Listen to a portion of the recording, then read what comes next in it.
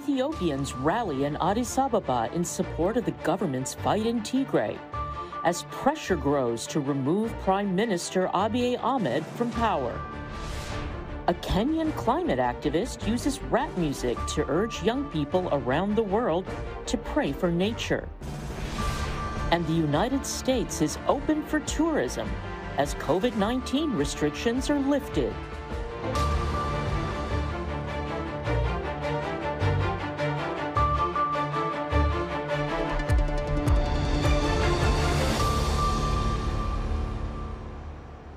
As the fight in Ethiopia's northern Tigray region rages on, many Ethiopians rallied in the capital Addis Ababa on Sunday in support of the government in its war against rebellious northern forces and against U.S. interventions in the conflict. Here's more with David Doyle of Reuters. Tens of thousands of Ethiopians rallied in the capital Addis Ababa on Sunday in support of Prime Minister Abiy Ahmed's government and, in many cases, in opposition to the United States. Forces loyal to the Tigray People's Liberation Front have threatened to march on the capital, prompting a state of emergency. In Addis, protesters like Tigist Lema were angry at a US call for the Ethiopian government to begin talks with the TPLF, which has been designated a terrorist group. They want to destroy our country like they did Afghanistan. They will never succeed. We are Ethiopians. We are children of Adwa. With which TPLF are we going to negotiate? The one that killed and raped us? One that stabbed our mothers and fathers with combat knives? We will never, ever negotiate with them. Protesters also held signs denouncing fake news in Ethiopia. The government has complained about foreign coverage of the conflict, with Abiy's spokesperson tweeting late on Saturday that orchestrated media propaganda against Ethiopia is escalating. On Tuesday, US President Joe Biden's administration accused Ethiopia of gross violations of human rights in the year-long conflict with the northern rebellious forces. The Ethiopian government has said it takes all allegations of human rights violations seriously and is carrying out investigations. Washington has also said it opposes any TPLF advance towards the capital. The TPLF claimed last week it is 200 miles from Addis. Abiy's government accuses it of exaggerating territorial gains. Under the state of emergency declared on Tuesday, the government can order citizens of a certain age into military service. But at the rally, there was a call of restraint from popular singer Tariku Gangsi. He said youths should not go to the front line and that elders should go instead, asking for reconciliation. His speech ended when his microphone was cut off. It was unclear by whom. That was David Doyle of Reuters reporting. Pressure is mounting on Ethiopia's Prime Minister Abiy Ahmed to step down, with 9 anti-government factions saying they are forming an alliance to take power and rebels advancing toward the capital. Meanwhile, the United States is calling for an immediate ceasefire. VOA senior diplomatic correspondent Cindy Sain reports. Ethiopia's year-long conflict over the Tigray region is reverberating as far as Washington, where demonstrators gathered Thursday near the U.S. Capitol to denounce what they called a genocide by the Ethiopian government and a lack of action by the United States and the United Nations to stop the fighting. Also in Washington, representatives of 9 Ethiopian rebel and opposition groups held a signing ceremony to announce they are joining forces to replace the Abiy government. For his part, Abiy says his government will prevail and has called on residents of Addis Ababa to take up arms if necessary to defend their neighborhoods. U.S. Special Envoy Jeffrey Feltman, who is in the Ethiopian capital, faces a difficult mission. Ahmed Solomon of Chatham House told VOA. But as I understand it, he's partly there at the invitation of the Ethiopian government. So there could perhaps be an opening.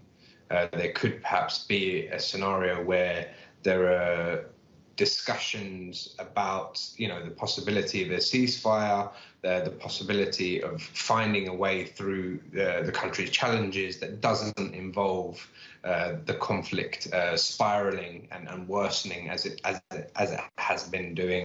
The U.S. is calling on all the parties to negotiate a ceasefire and allow humanitarian assistance to reach the Ethiopian people. Former Ambassador Makila James spoke with VOA. The U.S. has always been a friend of the Ethiopian people and has been a real supporter of Prime Minister Abiy. What we're seeing now threatens to undermine all of the progress and the promise of what Prime Minister Abiy came into office to do. And so we hope that this will not be squandered, will not be wasted, and that we can see ourselves all returning to a place where Ethiopia can be an exporter of peace in the region, exporter of development. The U.S. is working with the African Union, regional allies, and the United Nations to try to create the right conditions for a ceasefire, as James explains. So I would say that the collective approach is raising the diplomatic stakes, putting more pressure on the government, giving incentives for the parties to all come to the table, and talking across the board. This is not just a one-sided conversation. It's talking to the TPLF, talking to the Eritreans, talking to the neighbors, talking to the government of Prime Minister Abiy.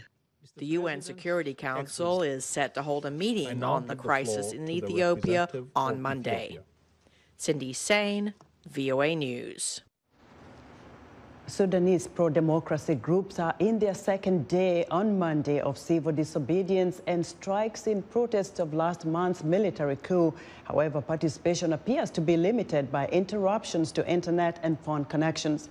There were also mass protests in Khartoum back on October 30th when the demonstrators called for a million-man march to commemorate those killed in recent protests and to call on the government to hold those responsible for the killings accountable. Those demonstrations took place amid heightened security.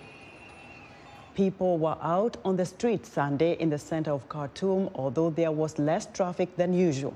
A teachers' union says security forces used tear gas at the Education Ministry building for Khartoum State to break up a sit-in stage to oppose any handover to military appointees.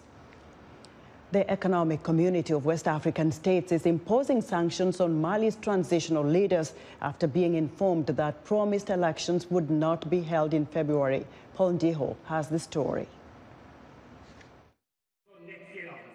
West Africa's main political and economic bloc imposed sanctions on Mali's transitional leaders on Sunday. That's after they told the Economic Community of West African States that promised elections would not take place in February. The military overthrew President Ibrahim Boubacar Keïta in August 2020.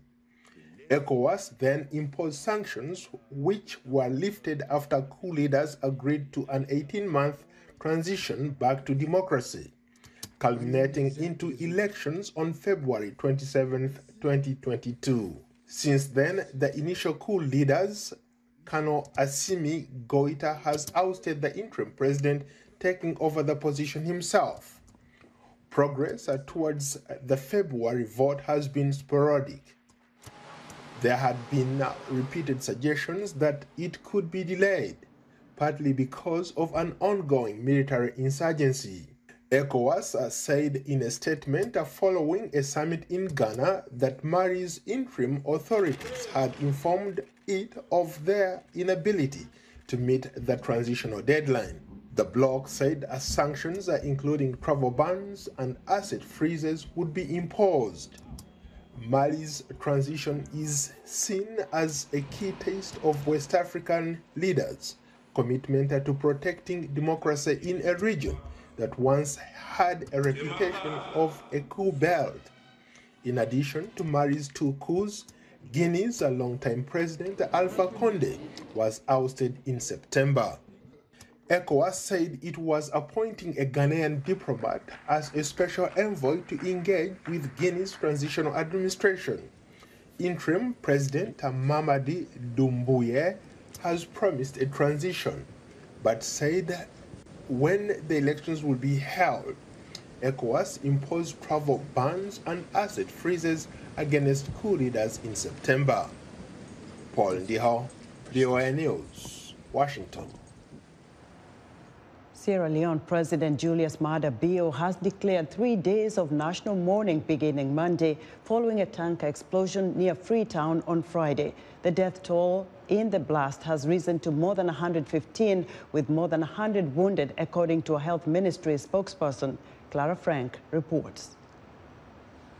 Scores were killed in Sierra Leone on Friday when a fuel tanker exploded following a collision. Deputy Health Minister Amara Jambai said the death toll currently stands at 99, with more than 100 people being treated in hospitals and clinics across the capital, Freetown. In a video from the scene shared online, the head of the National Disaster Management Agency, Brima Bures Cisse, said, "We've got so many casualties, burnt corpses," adding, "It's a terrible, terrible accident." High death tolls in such incidents in sub-Saharan Africa have been attributed to people gathering at sites to collect spilled fuel and then being hit by secondary blasts. A tanker explosion in Tanzania in 2019 killed 85 people. A similar disaster in Democratic Republic of Congo the year before claimed around 50 lives.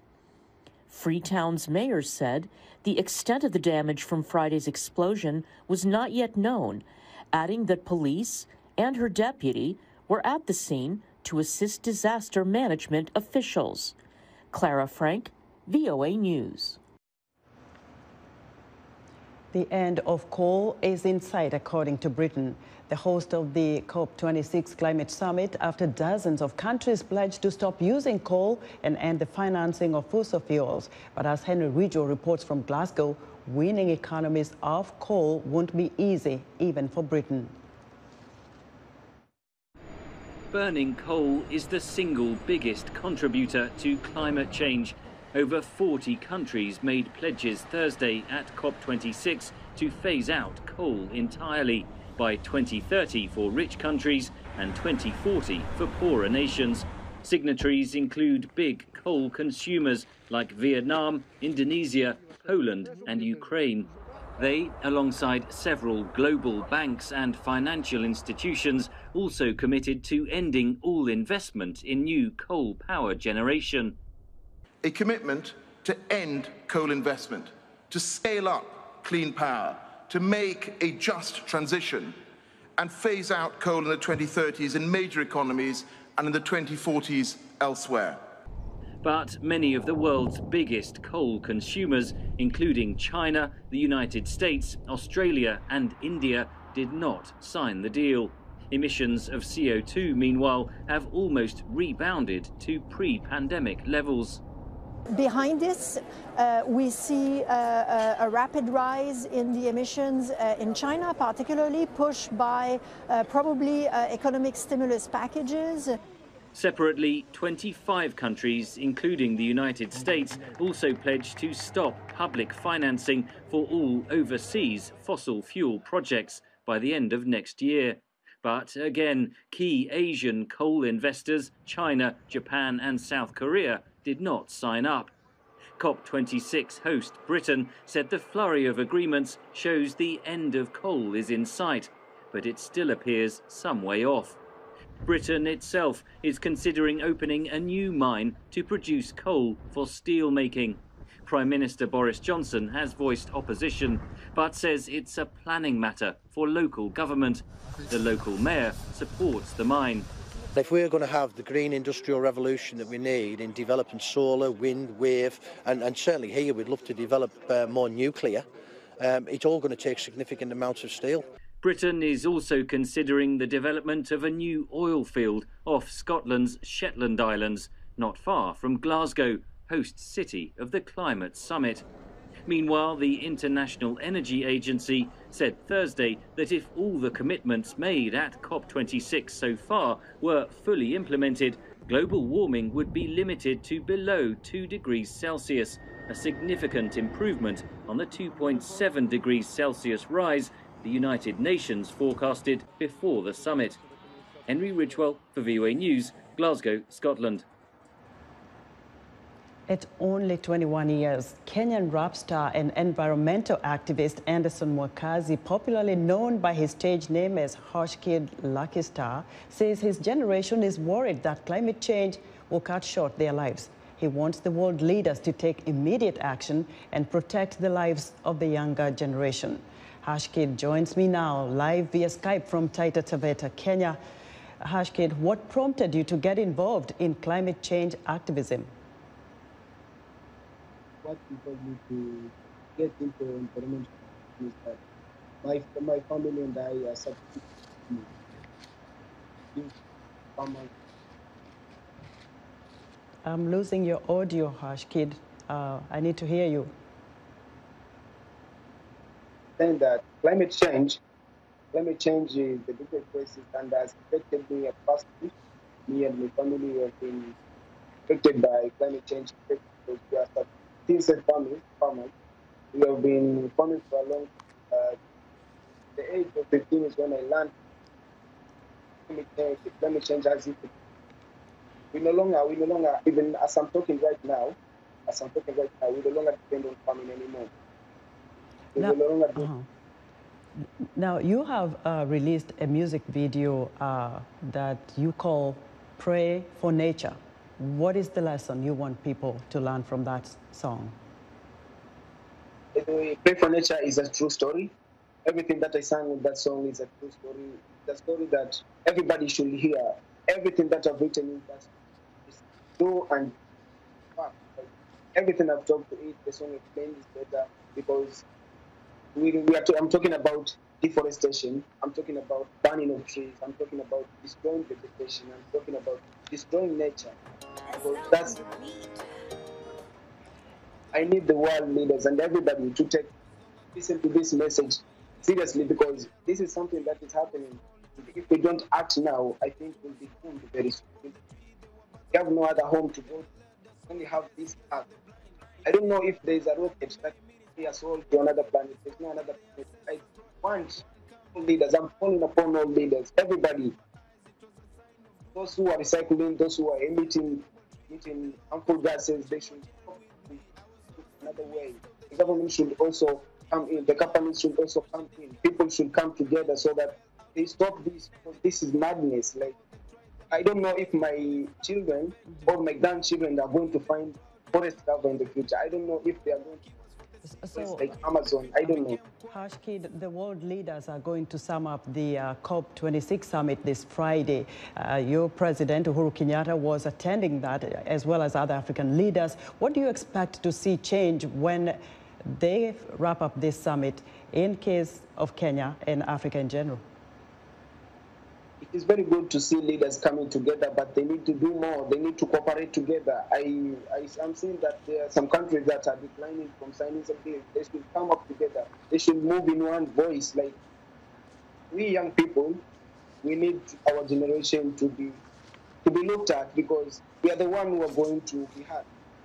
We are the ones who are, I don't know if for sure if people won't stop emitting those gases. People won't stop deforestation. People won't take care of forests. I think it is the end.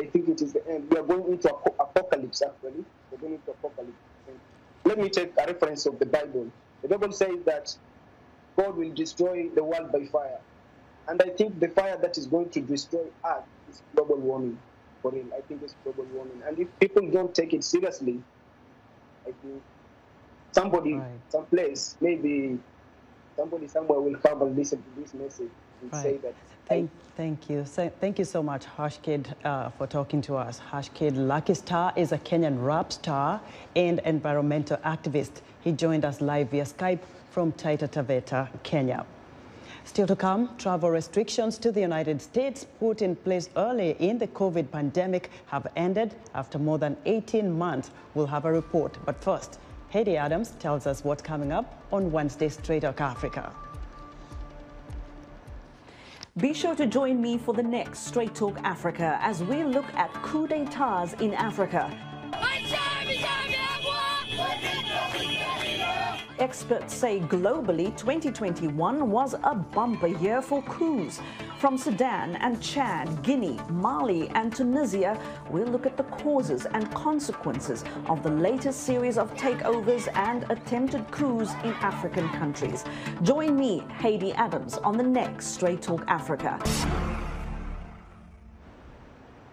Hundreds of people, including the current and former U.S. presidents, gathered in Washington on Friday to pay their final respects to Colin Powell, America's first black Secretary of State and chairman of the Joint Chiefs of Staff. The four-star general and statesman known worldwide died on October 18th of complications from COVID-19. VOA's Caroline Prasuti has more on the funeral service.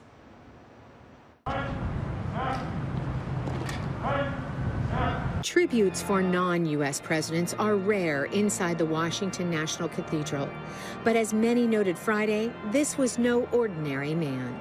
Son, loving husband, devoted father, grandfather, friend, soldier, counselor to presidents, senior statesman, man of peace, child of God. For many, Colin Powell was the embodiment of the American dream. Of Jamaican heritage, he was born and raised in New York City and went on to become the first black Secretary of State under President George W. Bush. Michael Powell spoke of his father's passion for people. He loved a hot dog vendor, a bank teller, a janitor, and a student as much as any world leader. Originally a moderate Republican, Powell considered a run for the presidency. He later endorsed Democratic President Joe Biden and former Democratic President Barack Obama. He publicly broke with the Republican Party after the January 6th insurrection at the U.S. Capitol. Madeleine Albright, a trailblazer like Powell, preceded him as the nation's top diplomat. They were close friends, although they disagreed on when to wage war. He recalled that during one session on Bosnia, where I was advocating the use of force, he had felt compelled to explain to me patiently the military's proper role. When the book came out, he sent me a copy inscribed, "Patiently yours, Colin." And when I replied, I signed my note of thanks, "Forcefully yours, Madeleine." The four-star general forcefully pushed the 2003 U.S. invasion into Iraq. Afterwards, he would call it a blot on his record, since the U.S. found no Iraqi weapons of mass destruction. Powell had been vaccinated, but died of complications from COVID-19. He had blood cancer, which experts say put him at a greater risk. Powell was married to his wife, Alma, for nearly 60 years. He will be buried at Arlington National Cemetery. Carolyn Prasuti, VOA News. Workplace mandates requiring vaccination against COVID-19 continue to be controversial in the U.S. The White House is expected to respond this week to a recent federal court decision to halt for the time being federal vaccine mandate rules for large employers. VOA's Michelle Quinn reports. Around the U.S., the fight over workplace rules requiring vaccination against COVID-19 is heating up. The White House is set to respond this week to a court order temporarily halting a federal vaccine mandate for businesses with more than 100 employees. Some states, businesses, and religious groups sued, arguing the mandate is unconstitutional. The Biden administration argues it is necessary. There are times where we recognize that our decisions have a broader effect on people around us. COVID has reminded us of that. And that's why having these types of requirements in workplaces will be not only helpful, but it's a necessary step to accelerate our pathway out of the pandemic. The Biden administration says it's the responsibility of the federal government to create and enforce workplace safety rules. But some lawmakers say the COVID-19 mandate goes too far. I don't think people want this decision yanked away from them. I don't think they want to allow a precedent where the federal government could come in and just force you to do what it wants you to do. With more people signing up to get a shot every day, some question whether the federal rules, which will go into effect in January, are worth the struggle. We need to ask ourselves, what is our goal? We vaccinated about 81% of adults over the age of 18. Where do we need to get to, and what price are we willing to pay in terms of cultural divide, acrimony, challenges. While the number of new COVID-19 cases continues to decline in the U.S., an additional 70,000 cases are being recorded every day. Michelle Quinn, VOA News. Travel restrictions to the United States put in place early in the COVID pandemic have ended after more than a year and a half. On Monday, travelers from around the world who are vaccinated can resume flights to the U.S. VOA's Arashara Basadi spoke with an economist who explains what this means. Bhavna Patel has been a grandmother for more than a year. She lives in London, but because of travel restrictions due to the pandemic, she's never met her grandson who lives in New York. Starting Monday, travel restrictions from Britain and several other countries end for vaccinated passengers. Patel can hardly wait. I want to wear a badge. I'm going to see my grandson. I'm going to, I want a big hat or something. I'm going to see my grandson. Patel is just one of millions of people who were unable to travel to the U.S. for more than a year and a half. The pandemic restrictions have taken a toll on the U.S. economy in more sectors than just travel and leisure. As people have traveled less and traveled more, it's played a big role in influencing energy prices and other prices of raw materials. And that then, of course, filters into almost every aspect of the economy. Professor Todd Knoop says a strong tourism industry inside the U.S. has kept sectors from struggling as much as in other countries that rely heavily on foreign tourism. Putting restrictions on the travel of human has also put restrictions on the travel in the movement of goods and services. And so in a increasingly globalized economy, at least an economy that was increasingly globalized up to 18 months ago, that has just led to a lot of, I would say, unanticipated bottlenecks. A year ago, it was the travel industry that was suffering, but we had positive effects on the supply side from lower energy. Now we're kind of in the exact opposite situation where higher energy prices and supply chain issues are slowing the economy down. But on the demand side, things are strong. Still, for travelers like Bhavna Patel, the only news that matters is her upcoming flight. Like if I could dance, I would dance. On Monday, the U.S. will also open its land borders with Mexico and Canada to vaccinated travelers. Arash Arabasadi, VOA News. And that wraps up our show for today. Be sure to watch Africa 54 on our website at voaafrica.com. From all of us here in Washington, we thank you for watching.